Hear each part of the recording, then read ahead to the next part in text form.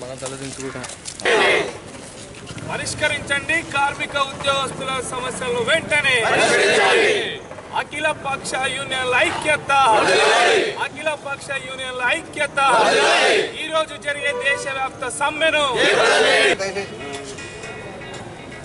మేము జేసీ కడుతున్నామన్నా సహకరించండి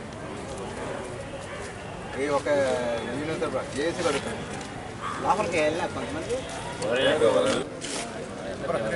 చెప్పండి ఒక్క నిమిషం ఏందే నాకు ఏమన్నా సాకిరా నేను నౌకర్ అట్ట కాదు ఇలా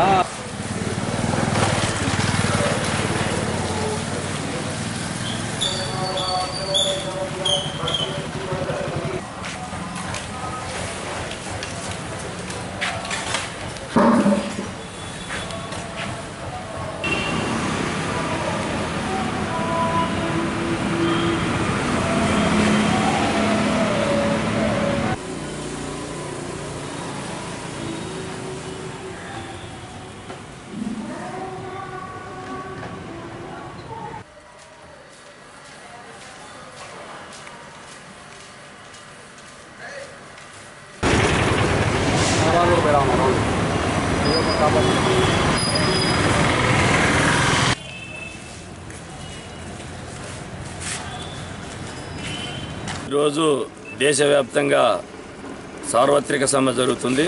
ఆ సమ్మెలో కొత్తగూడెం డిపోకు సంబంధించిన ఆర్టీసీ కార్మికులందరూ పాల్గొంటున్నారు. అన్ని యూనియన్ల కార్మికులు పాల్గొంటున్నారు. దాదాపుగా ఈ డిపోకు సంబంధించి 90 సర్వీసులుంటే ఈ 90 సర్వీసులలో ఏ ఒక్క బస్సు కూడా ఇంతవరకు బయటికి వెళ్ళలేదు.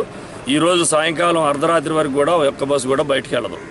కాబట్టి స్వచ్ఛందంగా ఇది ఎవరో బలవంతంగా చేస్తుంటే చేసింది కాదు. కాబట్టి స్వచ్ఛందంగా ప్రతి కార్మికుడు ఈ సమ్మెలో పాల్గొంటున్నారు.